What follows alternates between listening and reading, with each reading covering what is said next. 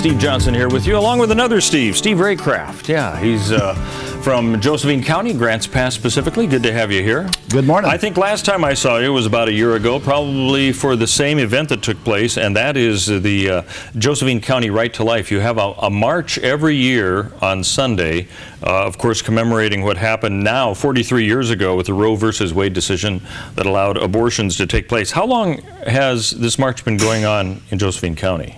The march has been going on over 30 years in Josephine County, so it's one of the longest standing events of its kind in Oregon, certainly, and probably in the country. Now, every year you have quite a few people, I think, come out. Are they all from Josephine County?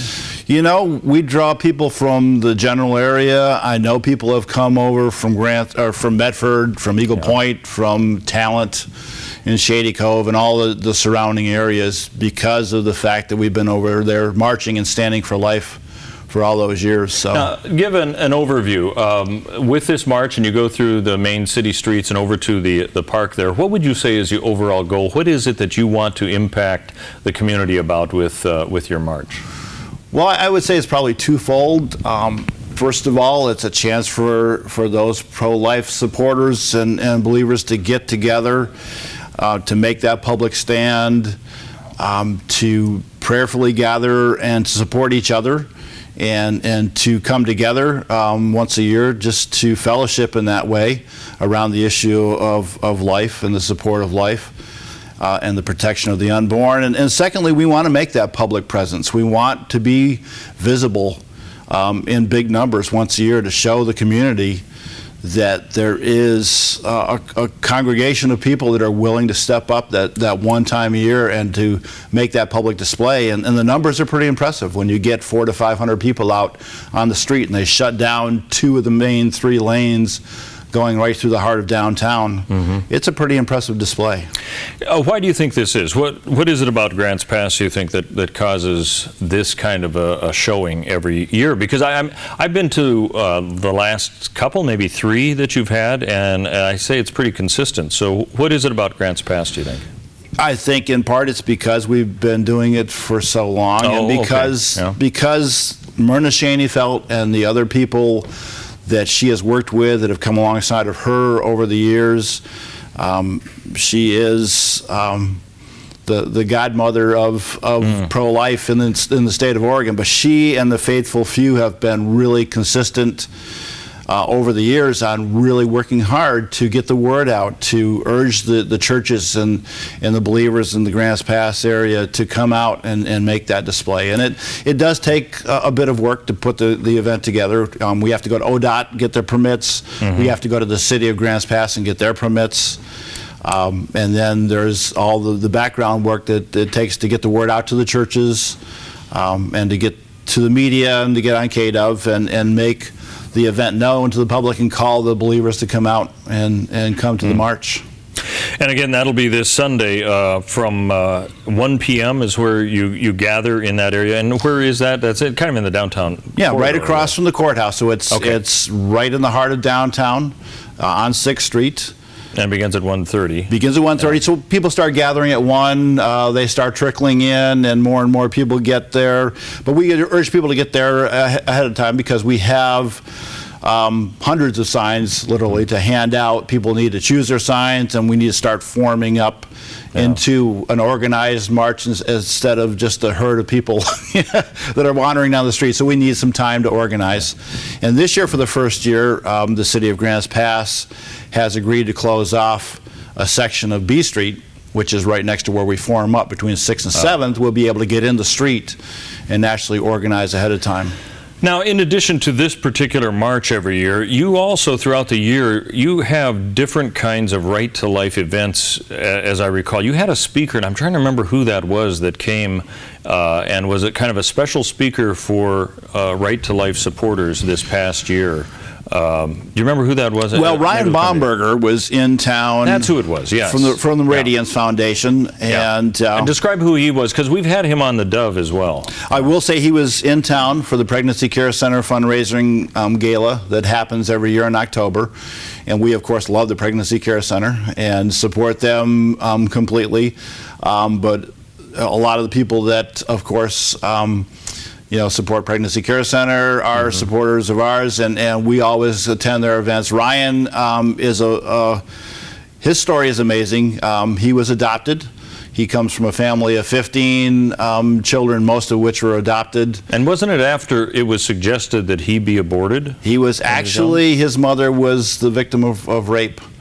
And so he is one of those children that we often debate about in this country in terms of exclusions for abortions. Abortion should be illegal except in the case of rape and incest. And then you visit with and hear from those survivors of that attempt to abort them whose mothers were raped, and those mothers who chose to keep those children and offer them life. Those stories are just so amazing. And I would imagine those kinds of events, when you bring people in like that, that helps to remind people of why you are doing what you're going to do this Sunday as well. Right? It's all about reminding people. It's so easy in this busy world that we live in to again get busy with other things and forget about how important this issue is. It's the difficulty we run into with trying to get support from our local churches is because there's so much on their plates, and legitimately so. But once a year we gather together to make that public stand, and it's important to come out and really make that commitment to stand for life that one day a year. When you have these events, and again, you've been doing it, you say, over 30 years, and of course the Roe versus Wade decision 43 years ago, it's hard to believe it was that long ago. Do you get reaction back from the community, from different sources about the march that takes place? What do you? I'm sure you hear something back, don't you, from some people? They could either say, well, a bunch of kooks clogging up traffic, or maybe it gives them something to think about. What's the reaction you get after that's over? It's a whole spectrum, and a lot of that we don't necessarily see. We hear about trickling back into us. When we're out in the street for the march, we get a lot of thumbs up and honks of support. I did notice that. Yeah. And we get a smaller number, but a number of folks that were upset that we're out there that will have something that they would like to shout to us. Is it possible at all, given that it's such a polarizing kind of a statement to make, to have what could be considered any kind of a reasonable dialogue with those people who might be opposed to? I mean, I imagine during the march it's hard to do that because you're there for that purpose. But when you get to the park, I suppose you've got an opportunity to talk to all sorts of people. Does that ever really happen? There are some amazing stories that I've heard. I'm usually busy with the rally that takes place after the march because we've got a lot going on with speakers coming in and whatnot. But there have been some amazing stories. There are a lot of people in the pro-life side that would just love the opportunity to dialogue and not just yell back and forth across the street with people that choose to take that approach. There have been people that have come in that have wanted to debate the issue and are willing to do so in a respectful manner, and we have people on the pro-life side that just love that opportunity. There have been some great stories on how that has turned out, but there's a lot of dialogue that usually takes place at the park, off to the side, after the march and during the rally. So it's difficult when you have 400 people. You were saying that's kind of the number you expect. 400 to 500. 400 to 500. To talk to all of them, to say, okay, now should you engage in a conversation, this may be the best way of approaching how you go about doing it, so it doesn't become a shouting match. That's got to be a difficult thing to do, and maybe it's just not appropriate to do at that point. But what would you say to those people who may be out there, and maybe they'll be there this Sunday, if they should engage in a conversation with somebody? What have you seen as the most profitable way of being able to talk about this volatile subject? Well, normally we do advise people that attend the march that we are asking them to act in a dignified and respectful manner and to not engage in those kinds of shouting matches, to really treat this as a chance to gather prayerfully and stand up for life. But it's not an opportunity, and we don't encourage that kind of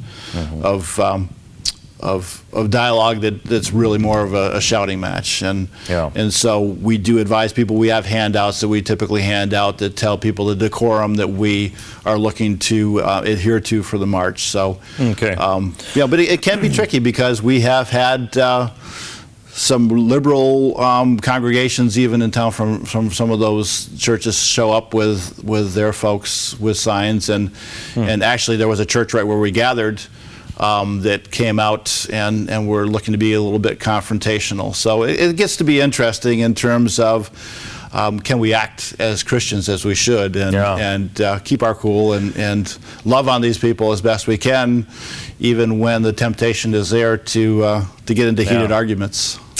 Now, again, this is going to be happening this March, commemorating the 43rd anniversary of Roe versus Wade Sunday. It'll be in front of the Josephine County Courthouse in Grants Pass, meeting at 1 o'clock, and then the march is at 1:30. And you go to the park, right? We go down to the park. Who are some of the speakers what are you going to do there? Speakers normally in music and stuff. Yeah, we have worship music, we have refreshments. People that cannot march for some reason or can't get there in time to march can go down to the park for the rally. We usually get down there at about 2 or slightly after. And we do have refreshments, hot cocoa and coffee if it's cold, or even if it's not. It's always a little bit cold anyway. And cookies. And could be raining this weekend, and it could be. You know, it's God's will on exactly what kind of weather we're going to get for that window for the march. And He has blessed us a lot of times and opened the blue skies for us right at the time of the march. But we have speakers. We have invited all our local representatives. I know Dwayne Stark will be there speaking. Carl Wilson has been invited. I know we asked Dennis Richardson to attend. Herman Barchiger has been invited. Our county commissioners will likely be there. At least Keith Heck has been over the last several years. We actually have a proclamation issued by the Josephine County Board of Commissioners that signifies Sunday as Sanctity of Human Life Sunday. Okay. So that happens. We're actually doing that this evening at the County Commissioners meeting. Okay. And all right, good. If they need more information, jcrighttolife.blogspot.com is a place to go. That's a good place to go, or our Facebook page. Okay. Josephine County Right to Life Facebook. All right. Again, the website is jcrighttolife.blogspot.com. We're going to continue our discussion, kind of expanding out a little bit more than just what's happening on Sunday with the rally, but also to take a look at what's happening with taxpayer-funded abortions in Oregon in the future, and kind of pick the mind of Steve Raycraft. He's with us with Josephine County Right to Life, and we'll be back with more in 2 minutes here on theDove. I'm Paulina Leiser, producer of Focus Today. Thank you for watching this video, and make sure to check our other videos at theDove.us.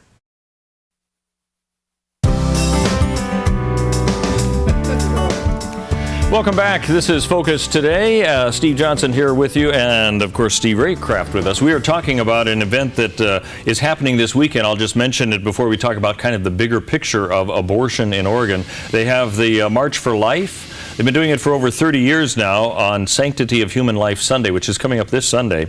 It'll be at 1 o'clock in the downtown area at the Josephine County Courthouse, and the march begins at 1:30. Heads to the park there.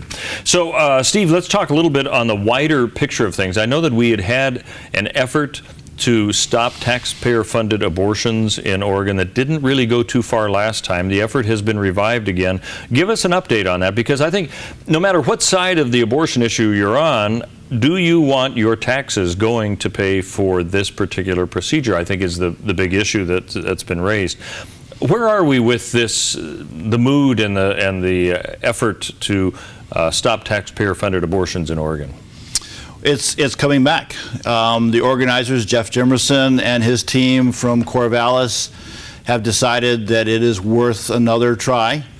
We keep on getting better at it in terms of the organizing, the organizational side of it, the network of people, and we've come close to getting enough signatures. It should be fairly easy to do, given the number of Christians in the state of Oregon, and the number of petition signatures we need to get is relatively small. It's somewhere around 125,000 statewide. And now that was thought the first time around too, but it did have some challenges, didn't it?